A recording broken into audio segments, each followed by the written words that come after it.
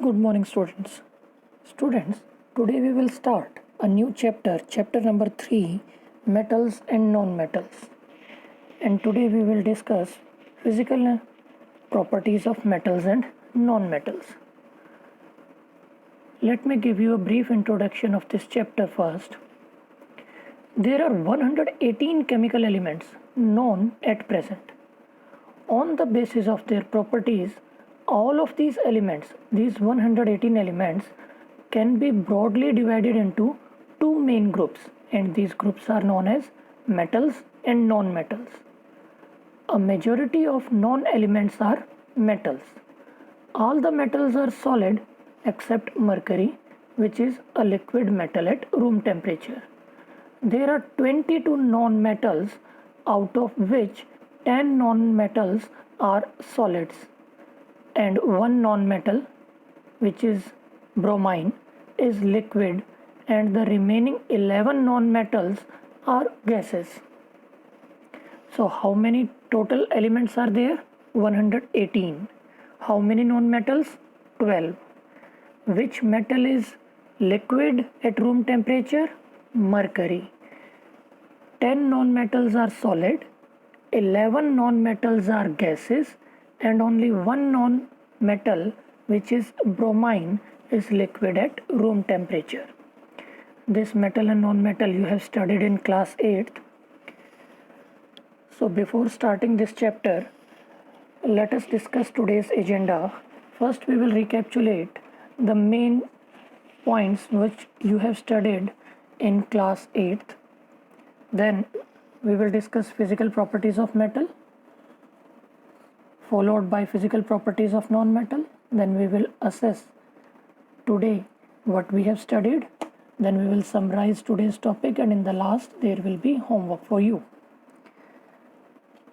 So come on today's topic, which is physical properties of metal and non-metal. This topic comprises of three new terms: metalloid, reactivity series, and amphoteric oxides. Now, what are metalloids?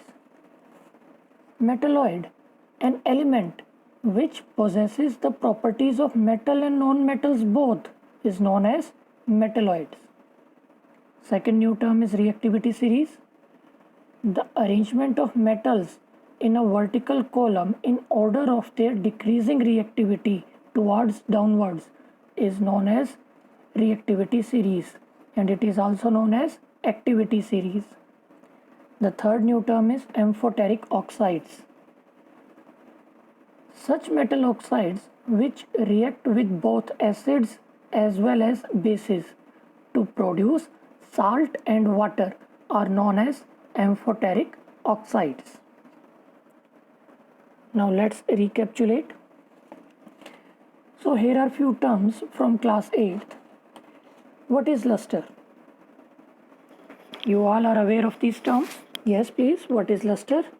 It is the property of metals by virtue of which they reflect the light from their upper surface. They seem shiny.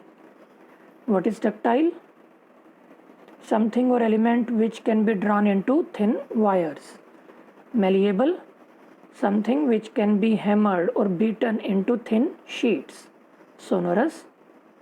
Capable of producing ringing sound. When you struck something hard, it produces ringing sound. Allotrope, an element existing in two physical states. Conductor, elements which allow heat and electricity to pass through them easily are known as conductors. Now coming to today's topic, physical properties. Now before discussing physical properties, let me tell you the position of metals and non-metals in periodic table. The metals are placed on the left hand side and in the center of the periodic table. On the other hand, the non-metals are placed on the right hand side of the periodic table. This has been shown in the It may be noted that hydrogen is an exception because it is a non-metal, but it is placed on left hand side with metals. Metals and non-metals are separated from each other in a periodic table by a zigzag line, and the elements closer to this zigzag line show property of both metals and non-metals. They show some properties of metals and some properties of non-metals and are known as metalloids. The common example of metalloids are boron, silicon, germanium, arsenic, antimony, tellurium, and polonium. Now coming to physical properties.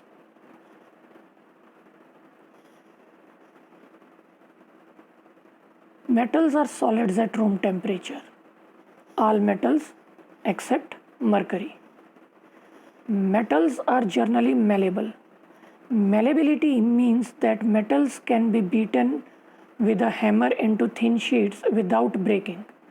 Gold and silver are among the best malleable metals. Aluminium and copper are also highly malleable metals. Metals are also ductile. It means that metals can be drawn or stretched into wires. Gold and silver are the most ductile metals. Copper and aluminium are also very ductile, and therefore these can be drawn into thin wires which are used in electrical wiring in our homes. Metals are good conductors of heat and electricity. All metals are good conductor of heat and electricity. The conduction of heat is called thermal conductivity. Silver is the best conductor of heat. Copper and aluminium are also good conductors of heat, and therefore they are used for making household utensils. Lead is the poorest conductor of heat. Mercury metal is also poor conductor of heat. Metals are also good conductor of electricity. The electrical and thermal conductivity of metals are due to the presence of free electrons in them. Among metals, silver is the best conductor of electricity. Since silver is expensive, therefore copper and aluminium are commonly used for making electrical wires. We all know metal are lustrous. Most of the metals have shine and they can be polished. The shining appearance of metals is also known as metallic luster. For example, gold, silver, copper metals are luster.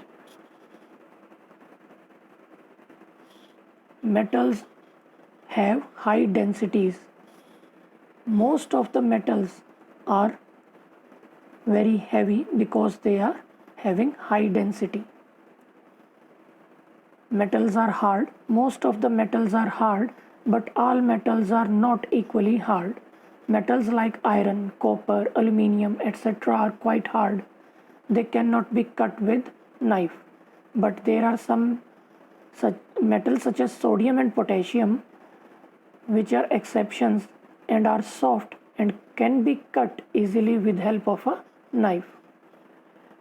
Metals are having high melting and boiling point. Most of the metals are having high melting and boiling point except sodium and potassium. Tungsten has the highest melting point. And do you know what is the melting point of tungsten? 3410 degrees Celsius. And we all know metals are sonorous. Our school bell is also made up of metal. Most of the metals are sonorous, and when they are struck hard, they produce ringing sound. Now coming to physical properties of non-metals. Non-metals are brittle. Non-metals are non-ductile. They are bad conductor of heat and electricity, but there is an exception. Graphite is a good conductor of electricity and heat, as if there are free electrons present in it, and graphite is a non-metal. Non-metals are non-lustrous and they cannot be polished, but there are two exceptions: graphite and iodine. They are lustrous non-metals. Non-metals may be solids, liquids, or gases at room temperature. Non-metals are generally soft, but we all know diamond. Diamond is a non-metal made up of carbon, and it is the hardest natural substance known to man. Non-metals have generally low melting and boiling points.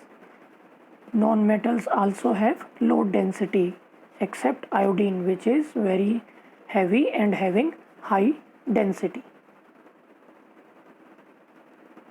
Now let's assess what we have studied. I hope you get all the points what we discussed today. So here are few questions for you.